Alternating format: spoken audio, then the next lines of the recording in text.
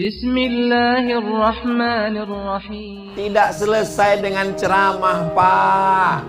Tak selesai dengan kultum khutbah, Pak. Maka kalau ada anak-anak muda yang pandai bicara, memperjuangkan perda syariah, duduk di parlemen, 50 orang di kabupaten, 50 orang di provinsi, 500 orang di DPR RI, 4 orang DPD dari provinsi. Mesti dipilih orang yang sholat. Orang yang sholat memilih orang yang sholat. Karena peminum khamar, pecandu narkoba, homo, lesbi, LGBT akan memilih calonnya. Kalau kalian tidak memilih calon, maka yang duduk di DPRD, DPR RI adalah pelaku maksiat, pedosa.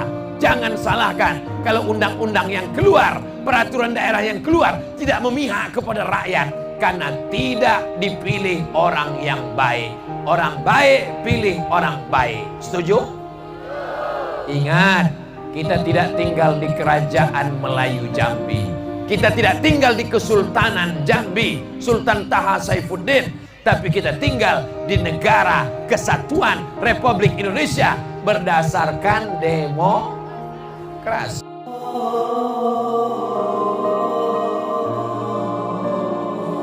Assalamualaikum WRWB. Waalaikumsalam. Sebetulnya kalau bunyinya begini, Assalamualaikum WRWB, menjawabnya WWW.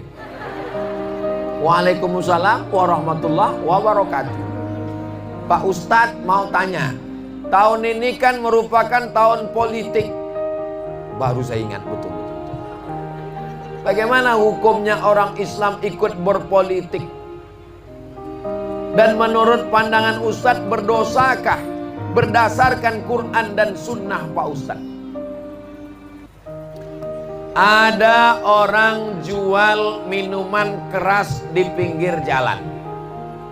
Ada orang jual miras, minuman keras di pinggir jalan. Datang Ustadz Somad berceramah di masjid, berapi-api. Innamal khamru, sesungguhnya khamar, wal maisir, judi, wal ansab, menyembelih binatang untuk berhala, wal azlam, mengundi nasib, rijsun, najis, min amali syaitan, perbuatan setan, fajtanibu, jauhi. Apakah orang yang menjual minuman keras pinggir jalan itu bisa diatasi dengan ceramah? Enggak selesai dengan ceramah, Beb. Dia mesti diselesaikan dengan perda, peraturan daerah Kabupaten Muaro Jambi tidak boleh menjual minuman keras. Peraturan daerah Provinsi Jambi tidak boleh menjual minuman keras kecuali untuk saudara kita yang tak Islam. Karena menurut agama mereka boleh. Itu pun saudara kita di Papua, walaupun tak Islam, ada peraturan daerah di Papua tidak boleh minuman keras di sembarang tempat karena menimbulkan kerusuhan, perkelahian, kecelakaan lalu lintas. Amerika yang tak Islam tetap menangkap pengendara mobil yang mulutnya bau minuman keras. Kenapa? Karena kecelakaan lalu lintas. Tak selesai dengan ceramah. Selesai Ustaz Somad ceramah berapi-api di masjid, baru keluar 50 meter orang udah main judi. Bisa ceramah dengan datang saya ke tempat orang main judi. Hai orang laga ayam. Tak selesai dengan ceramah. Maka mesti dikeluarkan perda, peraturan daerah. Siapa yang mengeluarkan peraturan daerah? Yang mengeluarkan peraturan daerah anggota DPRD. Siapa yang memilih anggota DPRD? Nih yang akan memilih anggota DPRD. Siap memilih anggota legislatif yang memperjuangkan perda syariah? Lanjutkan. Maka nanti kalau gambar-gambarnya sudah mulai naik pohon kayu nanti, bulan September anggota caleg-caleg DPRD Kabupaten, DPRD Provinsi, DPR RI, DPD, presiden, wakil presiden. Bulan September nanti turun namanya dari KPU. Oktober, November, Desember, Januari, 4 bulan kita berpikir, pilihlah orang yang memperjuangkan keadilan, peraturan daerah yang berdasarkan syariat Islam, menjaga anak-anak kita, menjaga keluarga kita. Setuju? Jelas jawabannya? Tidak selesai dengan ceramah, Pak. Tak selesai dengan kultum khutbah, Pak. Maka kalau ada anak-anak muda yang pandai bicara, memperjuangkan perda syariah, duduk di parlemen, 50 orang di kabupaten, 50 orang di provinsi, 500 orang di DPR RI, 4 orang DPD dari provinsi. Mesti dipilih orang yang sholat. Orang yang sholat memilih orang yang sholat. Karena peminum khamar, pecandu narkoba, homo, lesbi, LGBT akan memilih calonnya. Kalau kalian tidak memilih calon, maka yang duduk di DPRD, DPR RI adalah pelaku maksiat, pedosa. Jangan salahkan kalau undang-undang yang keluar, peraturan daerah yang keluar tidak memihak kepada rakyat. Karena tidak dipilih orang yang baik. Orang baik pilih orang baik. Setuju? Ingat, kita tidak tinggal di kerajaan Melayu Jambi. Kita tidak tinggal di Kesultanan Jambi, Sultan Taha Saifuddin. Tapi kita tinggal di negara kesatuan Republik Indonesia berdasarkan demokrasi. Jelas? Kalau ada yang tak jelas berarti belum makan malam. Assalamualaikum warahmatullahi wabarakatuh. Ini yang paling lengkap. Jawabnya pun lengkap juga. Waalaikumsalam warahmatullahi wabarakatuh. Mohon maaf Pak Ustadz, apa hukumnya makan uang masyarakat?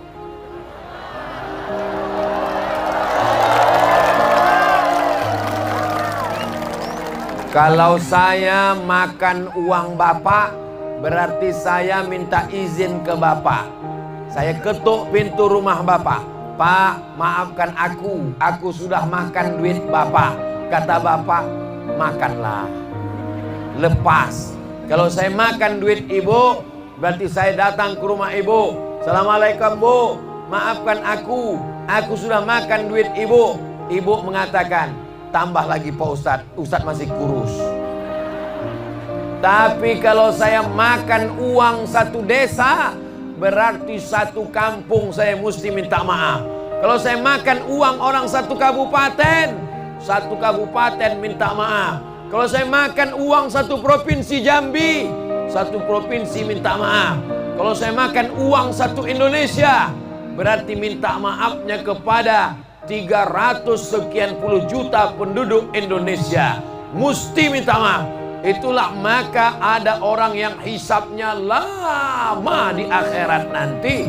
Mudah-mudahan kita termasuk orang yang hisapnya tak lama insya Allah. Minta maafnya ke 4 orang. Muka, belakang, kanan, kiri. Karena kebetulan dosanya cuma 4 orang aja. Depan dimakannya pohon jengkol. Pas dia mau berangkat kerja, jatuh pohon jengkol orang satu, dimakan. Habis itu dia minta izin. Aku minta maaf ya, kemarin temakanku jengkol kau satu. Kata yang depan itu, aku pun minta maaf juga. Pete kau 3 aku makan. Oke lah, selesai.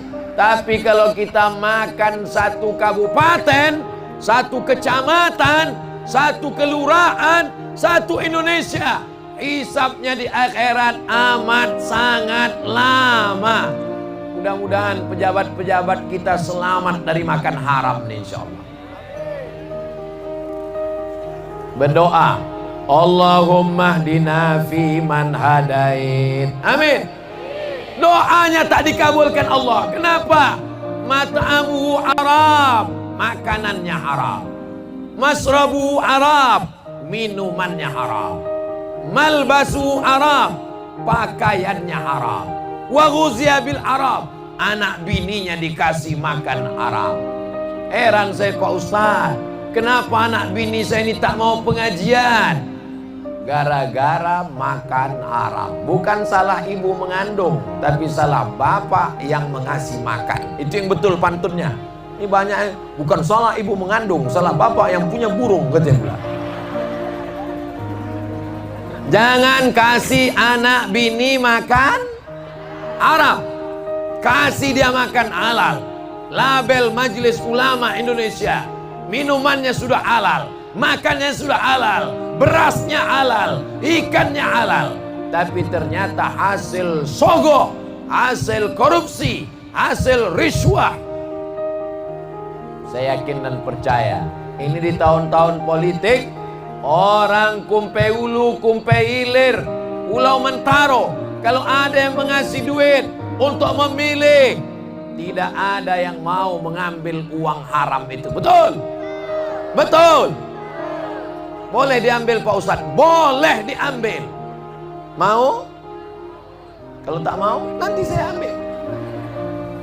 Ada orang menawarkan 50.000 sama orang Pulau Mentaro. Kau pilih aku kasih 50.000. Tidak. Katakan tidak pada money politik. Money, duit, politik. Say no to drug. Katakan tidak pada narkoba. Katakan tidak pada uang politik. 50.000 tidak. 500.000 tidak. 5 juta istiqoroh. Ambil uangnya, jangan pilih orangnya. Betul?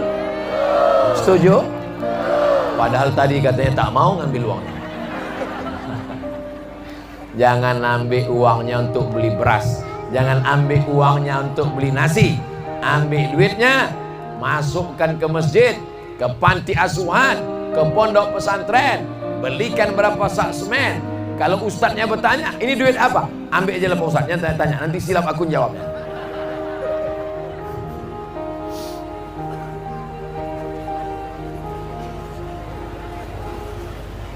Dari hamba Allah, alhamdulillah. Coba andai dikasih kertas dari hamba setan, apa tak bergemetar saya membacanya. Dari hamba Allah. Jangan jadi hamba harta, karena harta akan binasa. Jangan jadi hamba kekuasaan, karena kekuasaan akan hilang. Jadilah hamba Allah. Ibu kalau nikah sama hamba Allah, jangan sama hamba kekuasaan, jangan sama hamba pohon sawit, jangan sama hamba brondol. Dapat suami hamba Allah. Bapak pun kalau menikah, anak-anak muda sekalian, menikahlah dengan hamba Allah. Jangan nikah sama kuntilanak. Assalamualaikum warahmatullahi wabarakatuh. Waalaikumsalam warahmatullahi wabarakatuh. Saya mau tanya Pak Ustadz, jika sholat berimam dengan suami, setelah itu kita langsung ingin menunaikan sholat sunat ba'diyah. Ibu, imamnya suami. Ini masalah ini. Kenapa suaminya tak ke masjid? Laki-laki yang soleh sholatnya ke masjid. Laki-laki yang sholat di rumah, laki-laki solehah. Kecuali sholat tahajud, oke. Tapi ini tak mungkin tahajud karena ba'diyah. Berarti sholat wajib. Kalau bapak mau jadi imam, bapak sholat dulu ke masjid. Habis sholat di masjid, bapak pulang. Istri bapak suruh nunggu, bapak sholat lagi. Jadi sholatnya 2 kali. Ya, tadi sholat yang di masjid, sholat fardu. Sholat yang di rumah itu namanya sholat sunat mencari fadilah. Ibu boleh ikut jadi imam bapak. Dan memang carilah suami yang bisa jadi imam. Jadilah laki-laki yang bisa jadi imam. Jangan nanti perempuan datang, bang, aku ingin kau jadi imamku. Aku mau azin deh.